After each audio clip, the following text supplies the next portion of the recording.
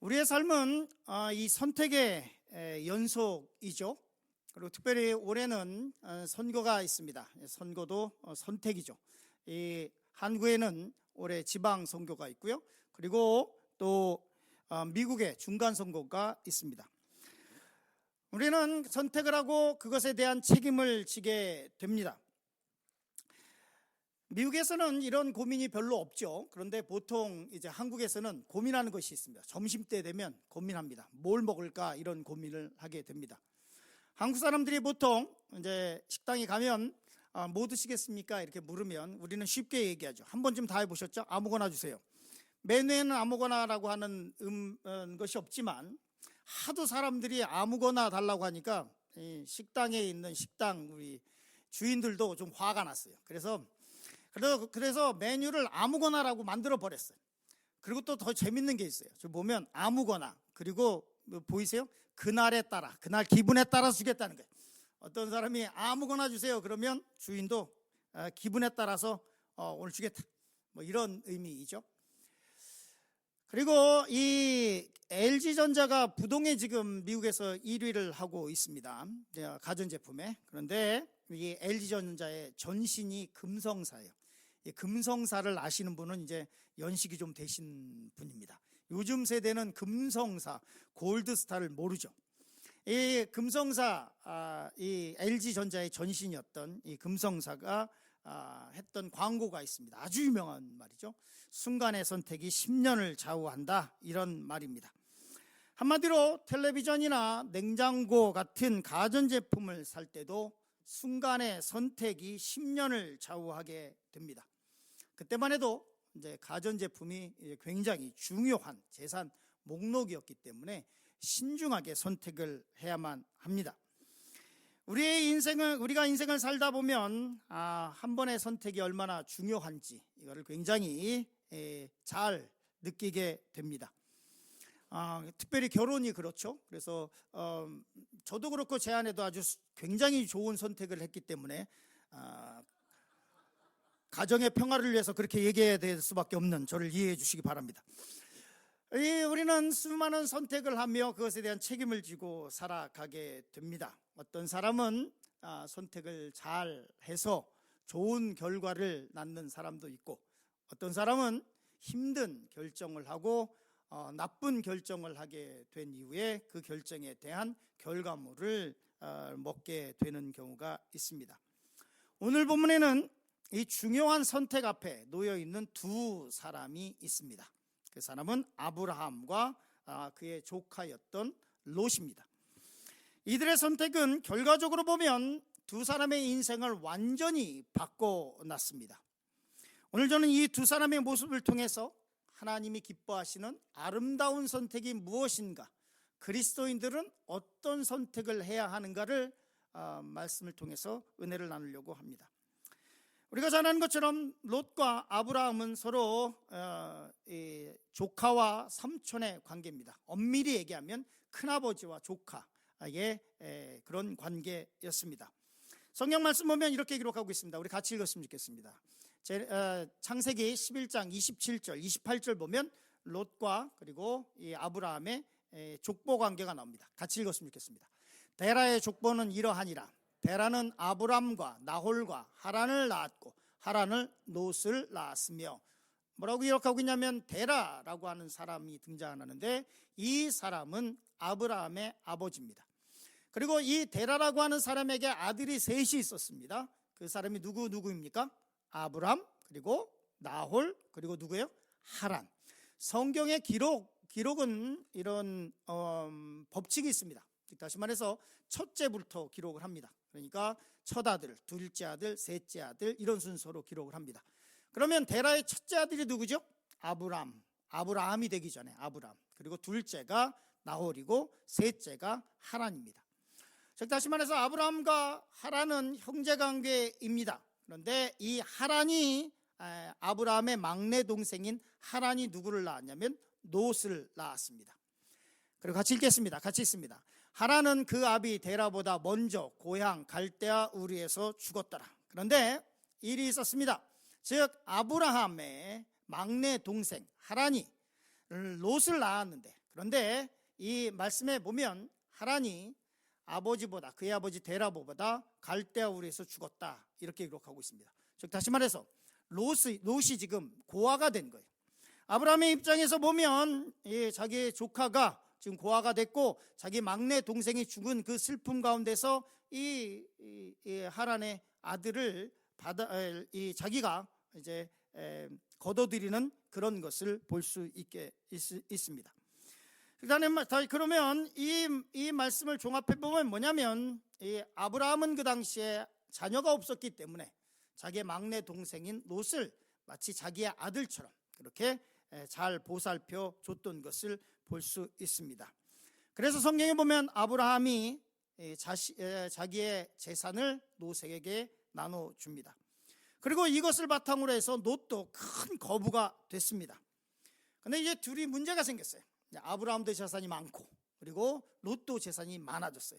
그러니까 우리가 잘 아는 것처럼 무슨 일이 벌어지냐면, 이제 아브라함의 목자들과 그리고 롯의 목자들이 서로 물 때문에 싸우는 일이 종종 생겼습니다. 이 가축은 많고 목초지와 물은 제한적이고, 두 집안이 서로 충돌하게 됐습니다.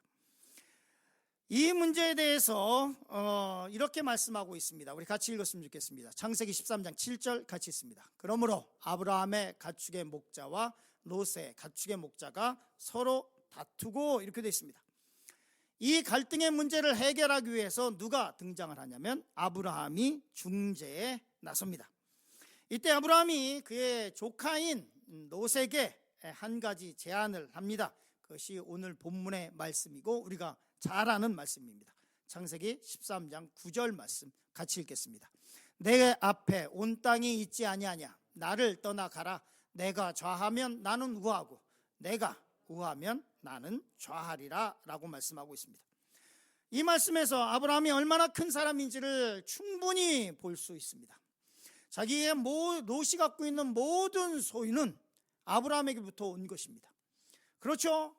롯이 뭐 있었습니까? 자기 아버지가 갑자기 돌아가시고 그냥 고아가 됐습니다. 이 고아를 아브라함이 받아준 것입니다. 물론 조카였기 때문에 그를 받아주는 것이 쉬웠을 수 있습니다. 그러나 이 문제가 생겨서, 소유의 문제가 생겨서 이 둘 다 큰 거부가 됐는데, 이 거부가 된 것으로 인해서 목자들이 서로 충돌하고 있을 때, 그때 아브라함이 이 문제를 오늘 말씀처럼 창세기 13장 9절처럼 해결해 나갑니다. 참으로 훌륭한 현대 그리스도인들이 배워야 할 성숙한 신앙의 모습입니다. 창세기 13장 9절 이 자체는 정말로 우리 현대 그리스도인들이 우리는 어떻게 선택하고 있나, 우리는 다른 사람에게 어떻게 대하고 있나, 우리는 어떤 이권의 문제가 있을 때 어떻게 성경적으로 이 문제를 해결하고 있는가라고 하는 기준을 삼을 때 굉장히 중요한 말씀이라고 생각합니다. 이기적인 사람은 절대로 다른 사람에게 먼저 선택권을 주지 않습니다. 자기가 항상 좋은 것을 갖기 원하고 다른 사람에게 양보하려고 하지 않습니다. 그리스도인들의 세상에서 욕을 먹는 이유가 뭔가요? 그 중에 하나는 뭐냐면 사랑을 얘기하고는 있지만 절대 손해 보려고 하지 않는다는 거예요. 양보라고 하는 걸 하지 않으려고 그래요. 사랑을 얘기하고 있지만 양보하지 않아요. 손해보면 큰일 나는 줄 알아요. 아브라함이 롯에게 내가 좌하면 나는 우하고 너가 우하면 나는 좌하리라 라는 말을 하니까 그 다음에 벌어지는 일들을 보면 참 가관도 아닙니다. 롯은 이 말을 듣고 옳다, 잘됐구나 하고 그가 원하는 것을 선택합니다. 그러나 우리가 잘 아는 것처럼 그의 선택은 아주 잘못된 선택이었습니다. 그럼 우리는 어떤 선택을 해야 할까? 첫 번째, 우리 말씀의 제목을 따라 하실까요? 세상의 눈으로 선택하지 말라. 아브라함은 롯을 아들처럼 돌봐줬습니다. 롯의 많은 소유가 다 아브라함으로부터 온 것입니다. 아브라함이 아니었으면 롯은 결코 그런 부를 이룰 수 없었던 사람입니다. 그렇다면 아브라함이 롯에게 야, 네가 우하면 내가 좌할게, 네가 좌하면 내가 우할게, 이런 얘기를 하면 우리는 보통 어떻게 할까요? 우리 착하신 우리 권사님, 우리 착하신 우리 장로님, 우리 착하신 우리 성도님들은 뭐 할까요? 이렇게 얘기를 해야죠. 무슨 소리예요? 큰아버지잖아요. 큰아버지가 먼저 선택하시고 큰아버지가 우를 선택하면 제가 좌를 선택할게요. 큰아버지가 좌를 선택하시면 제가 우를 선택할게요. 이렇게 얘기하는 것이 당연한 거 아니겠습니까? 그러나 롯은 그러지 않았어요. 롯은 마치 기다렸다는 듯이 자기가 원하는 곳으로, 자기가 원하는 땅을 바라봅니다. 그리고 자기가 원하는 것을 선택합니다. 창세기 13장 10절 말씀 같이 읽겠습니다. 이에 롯이 눈을 들어 요단 지역을 바라본즉 소알까지 온 땅에 물이 넉넉하니 여호와께서 소돔과 고모라를 멸하시기 전이었으므로 여호와의 동산 같고 애굽 땅과 같았더라 라고 말씀을 하고 있습니다. 롯이 눈을 들어서 봤습니다. 어느 땅이 좋을까? 우리 큰아버지가 나한테 선택권을 줬으니까 그래, 내가 좋은 곳을 골라보자. 그리고 롯이 선택한 곳은 경제적으로 보면 아주 좋은, 시세말로 얘기하면 금싸레기 같은 땅을 고르게 됩니다. 첫 번째, 그가 선택한 그 땅들을 보면 이렇게 기록하고 있습니다. 뭐라고 말씀하고 있냐면 이렇게 기록하고 있죠. 롯이 눈을 들어 요단 지역을 바라본즉 소알까지 온 땅에 물이 넉넉하니. 첫 번째, 그가 선택한 것은 뭐냐면 비옥한 지역입니다. 얼마나 좋았든지 성경은 뭐라고 얘기하냐면 이 땅을 여호와의 동산 같고 애굽 땅과 같았다라고 기록해요. 그리고 또 목축하는 사람들에게 가장 중요한 것이 있는데 그것이 뭐냐면 물이에요. 그런데 소알까지 온 땅에 물이 넉넉했다. 두 번째로 비옥했고, 두 번째로 물이 아주 넉넉했고, 세 번째로, 그러면 이게 그냥 양의 숫자만 많아지면 뭐합니까? 결국 팔로가 있어야 되잖아요. 그 양들을 팔아야 될 거 아니에요. 시장에 사람들이 있어서 거기에 팔고 사고, 그래서 돈으로 만들어야 될 거 아니에요. 그랬더니 거기에 뭐까지 있냐면 소돔과 고모라라고 하는 성까지 있어요. 그러니 완벽한 거예요. 완벽해. 더할 나위 없는 최고의 땅이에요. 그런데 오늘 말씀에 우리가 봐야 할 것이 있습니다. 그것이 뭐냐면 이렇게 기록하고 있는데요. 이에 롯이 뭐라고요? 같이 읽겠습니다. 이에 롯이 눈을 들어 요단 지역을 바라본즉, 이렇게 말해요. 여기서 바라보다, 롯이 이 땅을 바라보다라고 할 때 이 바라보다라고 하는 히브리 원어는, 우리 히브리어 읽으실 수 있으니까 우리 같이 읽어볼까요? 히브리어 뭐예요? 바야르. 여기에 원어는 뭐냐면 라예요. 거기에 이제 접미사 붙고 접두사 붙고 붙어서 이제 원본에는 바야르인데, 이 그 루트는 뭐냐면 라예요. 라. 그런데 우리 성경에서는 바라보다 이렇게 번역을 했는데 이거의 원래의 뜻은 뭐냐면 사모하며 갖고 싶은 간절한 마음으로 바라보는 거예요. 그런데 이 단어가 다른 곳에서도 쓰였어요. 어디에 쓰였냐면 창세기 3장 6절에 쓰였어요. 창세기 3장 6절에 쓰였는데 그 창세기 3장 6절은 뭐냐면 하와가 이 선악을 알게 하는 나무의 열매를 바라볼 때 이 단어를 썼어요. 그런데 이때 왜 이 단어가 사용됐냐면 하와가 선악을 알게 하는 동산 가운데 있는 이 열매를 먹은 이유가 배고파서 먹은 것은 아니잖아요. 매일 동산 중간에 있으니까 매일 보던 거예요. 매일 지나다니면서 그냥 쑥 보고 했는데 그전에는 이 나무 열매에 대해서 별로 관심이 없었어요. 왜냐하면 하나님께서 먹지 말라고 했으니까. 그런데 어느 날 뱀이 찾아와서 이렇게 얘기합니다. 너 이거 먹으면 뭐 같이 돼요? 하나님과 같이 돼. 라는 말을 들었어요. 그리고 나서 이 하와가 그 열매를 바라보니까 그 열매가 어떻게 보여요? 보암직도 하고 먹음직도 하고 지혜롭게 할 만큼 탐스럽게 보이기 시작해요.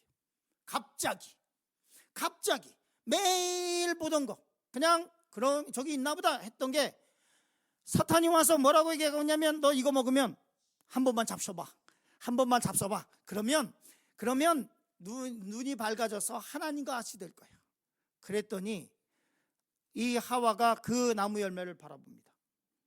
그랬더니 어떻게 보이냐면 먹음직도 하고 보암직도 하고 지혜롭게 할 만큼 탐스럽게 보이기도 해요. 매일 저것을 보면 처음에 사단의 말을 듣고 그것을 그 선악을 알게 하는, 우리가 속칭 선악과를 따먹지는 않았을 거예요. 그런데 볼 때마다 저게 달리 보이기 시작하는 거예요. 저거 먹으면 뭐처럼 될 것 같아요? 하나님과 같이 될 것 같아요. 저걸 왜 먹으려고 했을까요? 왜 하나님 같이 되려고 했을까요? 내가 하나님 되면 하나님이 더 이상 필요 없어. 하나님 말씀 안 들어도 돼. 내가 하나님인데 뭐. 그래서 결국은 먹었습니다. 그 탐심으로 먹었어요. 그때 하와가 그 선악을 알게 하는 나무 열매를 바라볼 때 그 단어처럼 롯이 지금 어디를 바라보고 있냐면, 이 아브라함이 너 이 땅 중에서 선택해. 그랬더니 소할 땅을 봤는데 거기 보니까 그 땅을 바라볼 때 똑같은 마음으로 바라보게 됐다는 거예요. 탐욕을 가진 사람의 특징이 뭐냐면 은혜를 몰라요. 감사를 하지 몰라요.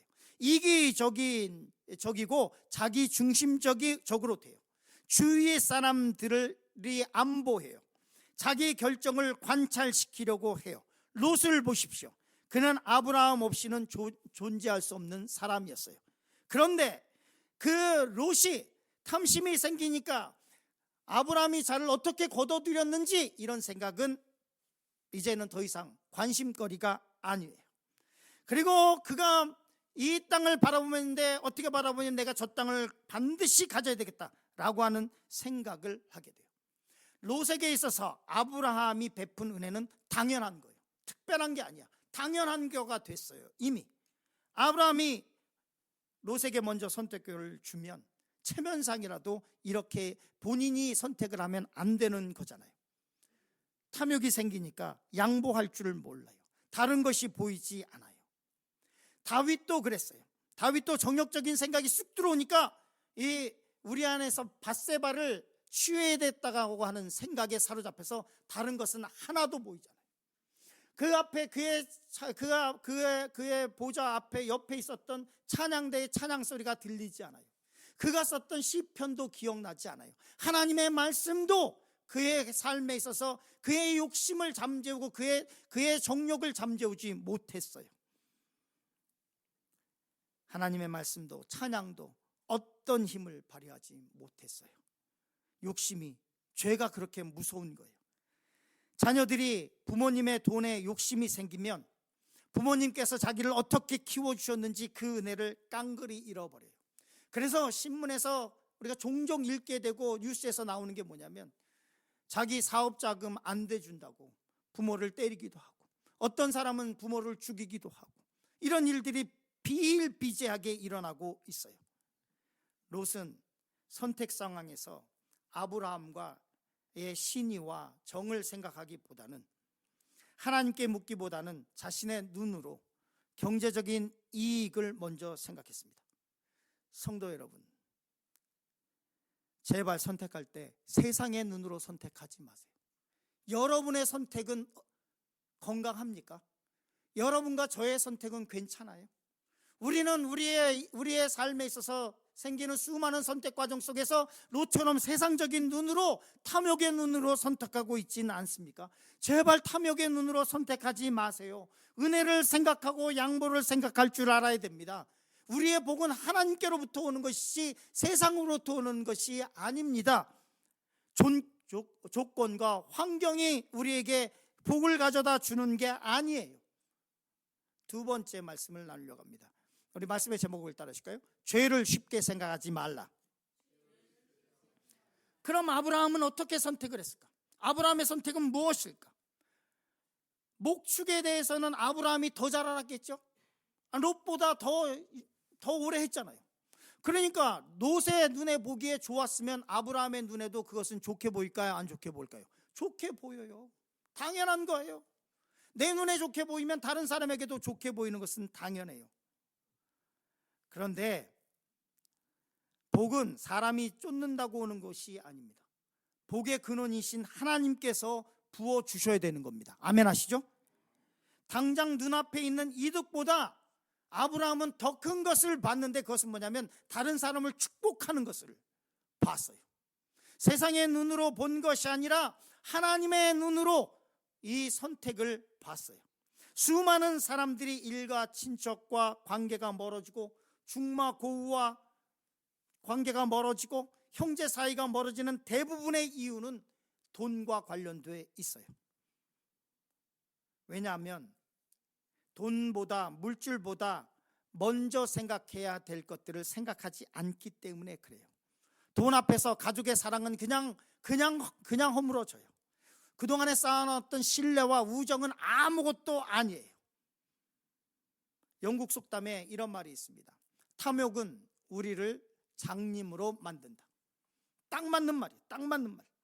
탐욕은 우리의 눈을 어둡게 해서 우리가 마땅히 봐야 할 것을 보지 못하게 하고 엉뚱한 것을 붙잡으려고 발버둥치게 만들어요. 아브라함으로 인해서 롯이 큰 부자가 됐고 복을 받아 살고 있었습니다. 그런데 자기 눈앞에 이권이 생기니까 눈이 멀어버렸어요. 롯의 잘못된 선택 중에 또 다른 것이 있는데 죄를 너무 쉽게 생각했다는 거예요. 창세기 우리 말씀 보겠습니다. 창세기 13장 12절 13절 같이 읽겠습니다. 아브라함은 가나안 땅에 거하였고 롯은 평지 성읍에 머무르며 그 장막을 옮겨 소돔까지 이르렀더라. 소돔 사람은 악하여 여호와 앞에서 큰 죄인이었더라. 이렇게 말씀하고 있습니다. 오늘 말씀 보면 이 롯이 처음부터 소돔과 고모라 성에 살았던 것은 아니에요. 말씀을 보니까 이렇게 말씀하고 있습니다. 롯은 평지 성읍에서 머물고 있었어요. 그리고 그 장막을 나중에 어디로 옮기냐면 소돔까지 옮겨서 살게 돼요. 성경에서 소돔 사람들이 하나님 앞에서 큰 죄인이었다고 말씀하고 있어요. 성경 원본에 보니까 큰 죄인이었다라고 하는 이 말씀은 최상급을 사용하고 있어요. 소돔, 이 단어에서 영어 단어가 나왔어요. 여기서 나온 단어가 소도마이트예요. 여기 영어 본토 원어민들이 많이 계시니까. 자, 소돔, 이 단어에서 소도마이트가 나왔어요. 이 말은 동성애 중에서 특별히 남색하다라고 하는 뜻이에요. 여자 말고 남자끼리 하는 이 성관계를 얘기할 때 그 단어가 소도마이트, 이 단어는 소돔에서 나왔어요. 그만큼 하나님의 눈에 보기에 이 소돔 성은 큰 죄인이었다라고 성경은 말씀하고 있어요. 그런데 오늘 말씀에서 보면 롯이 처음부터 소돔과 고모라 성에서 거했던 것이 아니에요. 이 롯은 평지에 거하고 있었어요. 그런데 점점 가서 이제 사고 팔고 경제 활동을 하고 소돔 사람들과 딜을 하고 하다 보니까 이제 편한 거야, 그 소돔이. 그래서 나중에 보면 천사가 갔을 때 그 소돔 성에 가서 따뜻한 곳에 거기에 가서 살고 있어요. 우리는 이런 말을 하죠. 죄가 문 앞에 있을 때 쫓아내지 않으면 어느새 문지방 대청마루에 앉아 있게 된다. 대청마루에 걸터 앉아 있는 죄를 쫓아내지 못하면 그러면 어느새 안방에 들어와서 주인 행사를 하게 될 것입니다. 죄의 속성이 그렇습니다. 사탄의 속성이 그렇습니다. 우리가 죄에 대해서 민감하지 않으면 어느새 우리의 삶을 지배하고 이게 죄인지 아닌지 구분하지 못하게 합니다. 롯은 자신의 이권 앞에서 죄쯤이야 하면서 무시했습니다.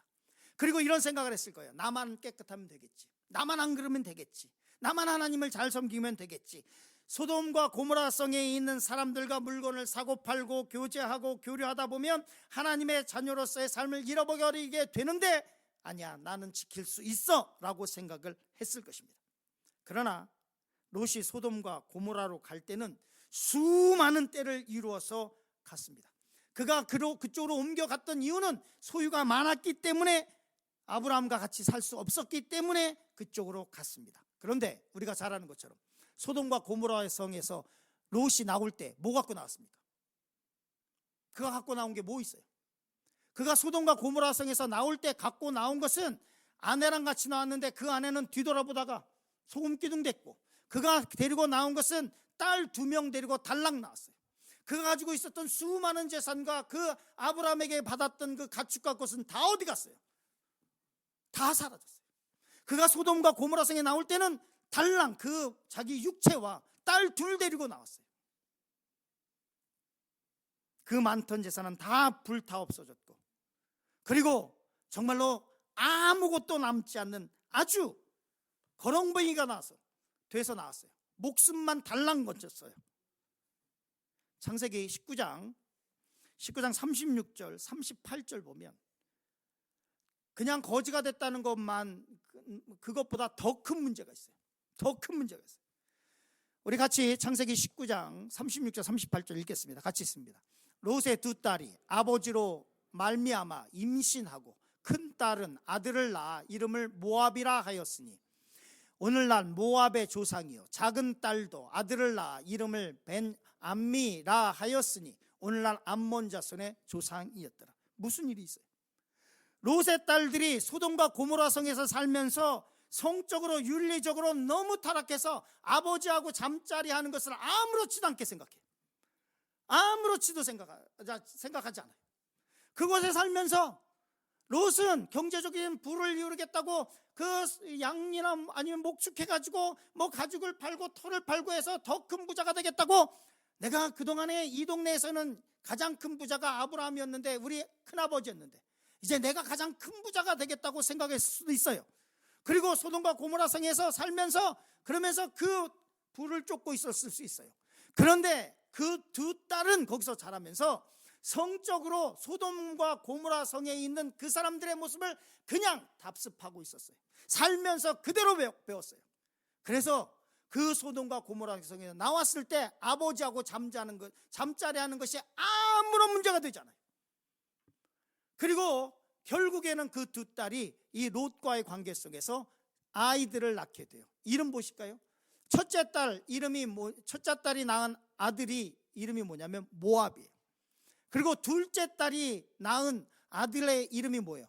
벤암미. 그리고 이 사람은 누구의 조상이에요? 암몬 사람의 조상이 돼요.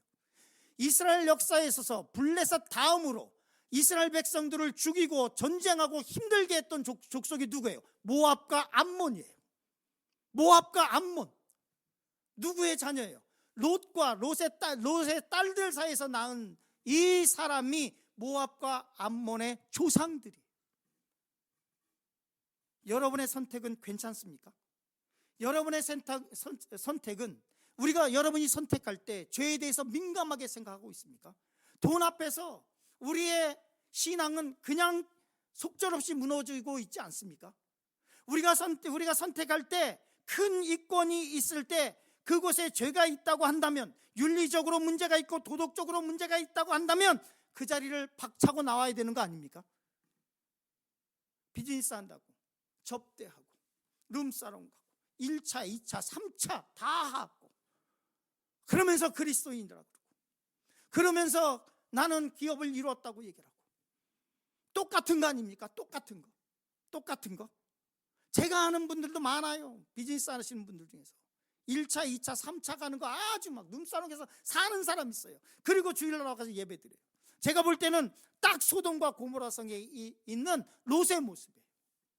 그럼 그분이 쌓았던 그 재산들 그럼 다 가지고 가느냐? 가지고 가지도 못할 뿐만 아니라 나중에는 그 재산으로 해서 자식들이 싸워서 자식들 서로 얼굴도 보지 않고, 그리고 자식들 나중에 기다리고 있는 게 뭐냐면 우리 아빠 언제 죽나, 이것만 기다리고 있어요. 빨리 나와야 돼요. 빨리. 내가 선택할 때 죄를 너무 무시하면 안 돼요. 그렇지 않으면 나중에는 모든 것을 다 잃어버리는 경우가 생길 수 있어요. 죄의 노예가 되고 영혼까지 피폐해질 수 있어요. 우리는 이 롯의 선택에서 아주 귀한 교훈을 받아야 됩니다. 마지막, 우리 세 번째 말씀의 제목을 따르실까요? 거친 예배의 길을 선택하라. 아브라함은 넓은 길보다 좁은 길을 선택했어요. 대로보다 좁은 길을 선택했어요. 성경은 좁은 길로 가라 그래요. 좁은 문으로 들어가라 그래요. 좁은 문에 들어가야 되는데 세상 거 다 쥐고 짐이 이만해서 그 좁은 문을 어떻게 들어간다는 거예요. 좁은 문을 들어가려면 지금 내가 세상에 쥐고 있는 쓸데없는 것들을 다 벗어놔야 좁은 문으로 들어갈 수 있어요. 아브라함에게 쉬운 것은 큰아버지로서, 삼촌으로서 소돔 땅을 먼저 선택하는 것이, 좋은 땅을 선택하는 것이, 그것이 쉬운 것이에요. 그러나 아브라함은 오늘 본문 말씀처럼 이렇게 합니다. 같이 읽겠습니다. 내 앞에 온 땅이 있지 아니하냐? 나를 떠나가라. 내가 좌하면 나는 우하고 너가 우하면 나는 좌하리라 라고 말씀하고 있습니다. 이 말은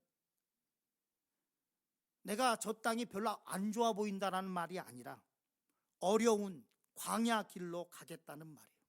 좋은 땅은 롯에게 주고 아브라함이 선택한 길은 어떤 것입니까? 이 선택에 대해서 히브리서가 아주 잘 말씀하고 있어요. 히브리서 11장 9절 10절 말씀 같이 읽겠습니다. 믿음으로 그가 이방의 땅에 있는 것 같이 약속하신 땅에 거류하여 동일한 약속을 유업으로 함께 받은 이삭과 야곱으로 더불어 어디요?